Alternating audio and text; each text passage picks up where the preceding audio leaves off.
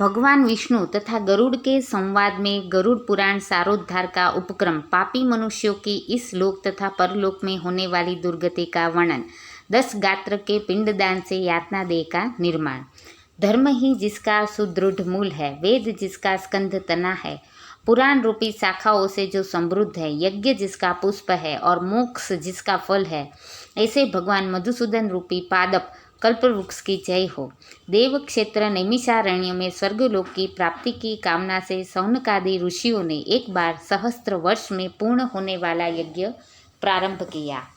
जैसे वृक्ष सबको आश्रय देता है, वैसे ही भगवान भी अपने चरणार बिंदों में आश्रय देकर सबकी रक्षा करते हैं। इसीलिए भगवान मधुसूदन को यहाँ पादप वृक्ष की उपमा दी गई है। एक समय प्रातः काल के हवन आदि कृत्यों का संपादन करके उन सभी मुनियों ने सत्कार किए गए आसनासीन सुतजी महाराज से आदरपूर्वक यह पूछा। ऋषियों ने कहा, हे सुतजी महाराज, आपने सुख देने वाले देव मार्ग का सम्यक निरूपण किया है। इस समय हम लोग भयावह यम मार्ग के विषय में सुनना चाहते हैं। आप सांसारिक दुखों का और उस क्लेश के विनाशक साधन को तथा इस लोक और परलोक के क्लेशों को यथावत वर्णन करने में समर्थ है, अतः उसका वर्णन कीजिए। सुत जी बोले, हे मुनियों, आप लोग सुने, मैं अत्यंत दुर्गम यम मार्ग के विषय में कहता हूँ, जो पुण्यात्मा जनों के लिए सुखद और पापियों के लिए दुखद है। गरुड़ जी के पूछने पर भगवान विष्णु ने उनसे जैसा कुछ कहा था, मैं उसी प्रकार आप लोगों के संदेह की निवृत्ति के लिए कहूँगा। किसी समय वैकुंठ में सुखपूर्वक विराजमान परम गुरु श्री हरि से विंता पुत्र गरुड़ जी ने विनय से झुककर पूछा। गरुड़ जी ने कहा, हे देव, आपने भक्ति मार्ग का अनेक प्रकार से मेरे समक्ष वर्णन किया है और भक्तों को प्राप्त होने वाली उत्तम गति के विषय में भी कहा है। अब हम भयंकर यम मार्ग के विषय में सुनना चाहते हैं। हमने सुना है कि आपकी भक्ति से विमुख प्राणी वहीं नरक में जाते हैं। भगवान का नाम सुगमता पूर्वक लिया जा सकता है, जिह्वा प्राणी के अपने वश में है, तो भी लोग नरक को जाते हैं। ऐसे अधम मनुष्यों को बार बार धिक्कार है। इसलिए हे भगवान, पापियों को जो गति प्राप्त होती है तथा यम मार्ग में जैसे वे अनेक प्रकार के दुख प्राप्त करते हैं, उसे आप मुझसे कहे। श्री भगवान बोले, हे पक्षींद्र, सुनो, मैं उस यम मार्ग के विषय में कहता हूँ जिस मार्ग से पापी जन नरक की यात्रा करते हैं और जो सुनने वालों के लिए भी भयावह है।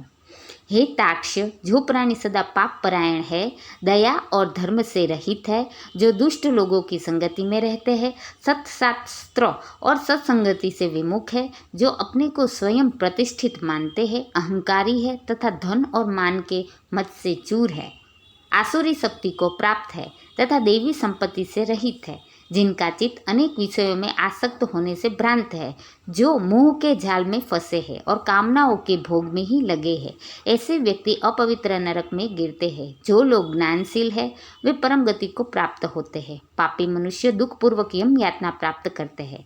पापियों को इस लोक में जैसे दुख की प्राप्ति होती है और मृत्यु के पश्चात वे जैसी यम यातना को प्राप्त होते हैं, उसे सुनो। यथोपार्जित पुण्य और पाप के फलों को पूर्व में भोगकर कर्म के संबंध से उसे कोई शारीरिक रोग हो जाता है।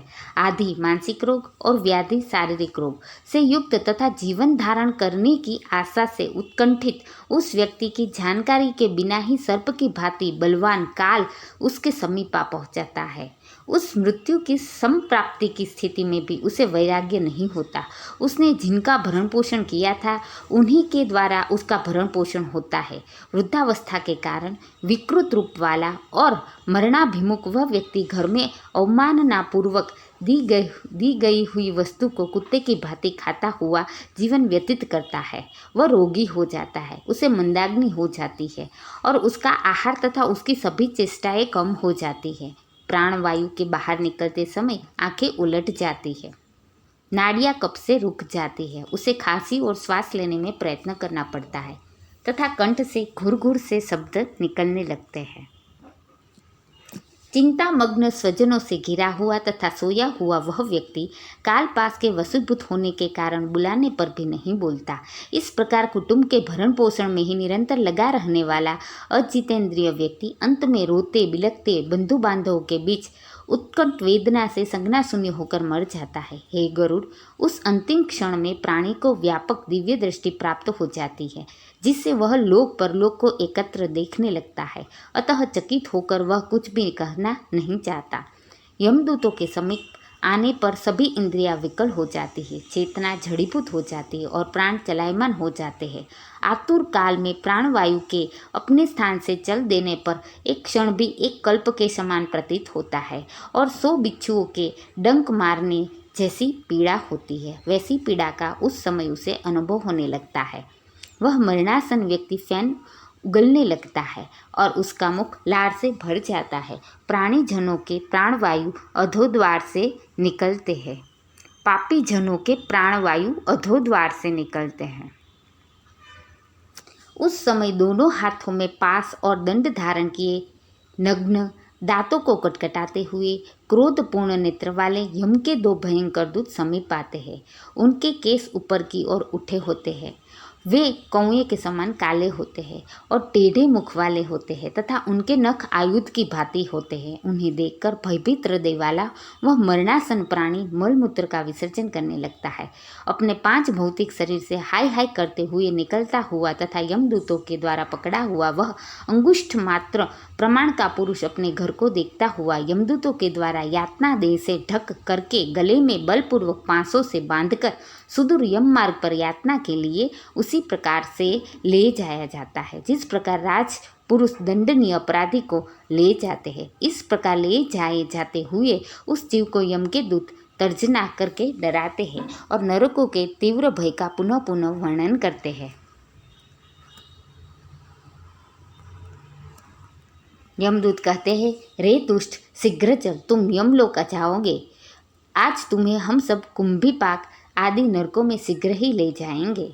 इस प्रकार यमदूतों की वाणी तथा बंधु बांधवों का रुदन सुनता हुआ वह जीव जोर से हाहाकार करके विलाप करता है और यमदूतों के द्वारा प्रताड़ित किया जाता है। यमदूतों की तर्जनाओं से उसका हृदय विदीर्ण हो जाता है, वह कांपने लगता है।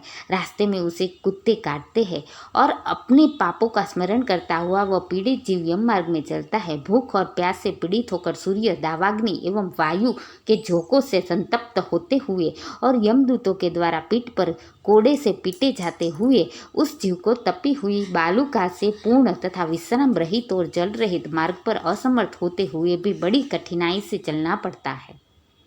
थक कर जगह जगह गिरता और मूर्छित होता हुआ वह पुनः उठकर पापी जनों की भांति अंधकारपूर्ण यमलोक में ले जाया जाता है।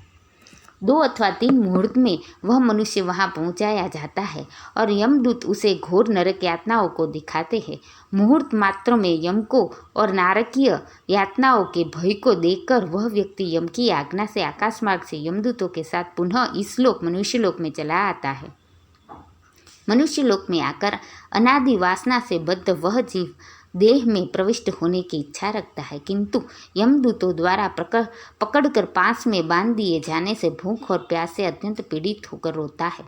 हे ताक्ष, वह पातकी प्राणी पुत्रों से दिए हुए पिंड तथा आतुर काल में दिए हुए दान को प्राप्त करता है तो भी उसे नास्तिक को तृप्ति नहीं होती।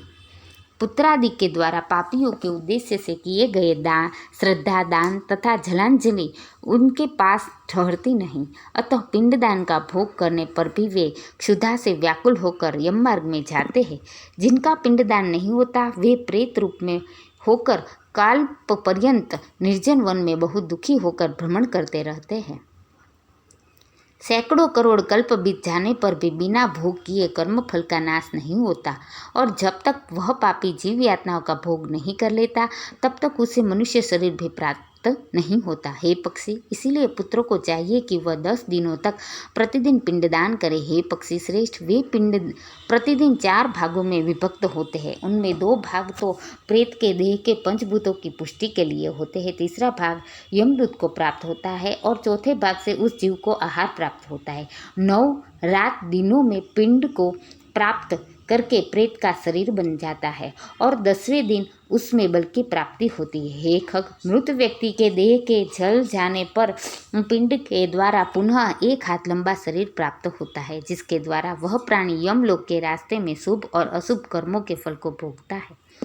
पहले दिन जो पिंडदान किया जाता है उससे उसका शरीर बनता है। दूसरे दिन के पिंड से ग्रीवा, गर्दन और स्कंद, कंधे तथा तीसरे पिंड से हृदय बनता है। चौथे पिंड से पृष्ठभाग, पीठ, पांचवें से नाभि, छठे तथा सातवें पिंड से क्रमशः कटी, कमर और गुह्यांग उत्पन्न होते हैं। आठवें पिंड से उरु, जांघें और नौवें पिंड से जानु, घुटने तथा पैर बनते हैं।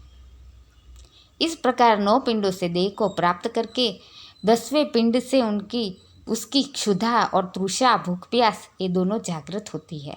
इस पिंडित शरीर को प्राप्त करके भूख और प्यास से पीड़ित जीव 11वें तथा 12वें 2 दिन भोजन करता है। 13वें दिन यमदूतों के द्वारा बंदर की तरह बंधा हुआ वह प्राणी अकेला उस मार्ग में जाता है।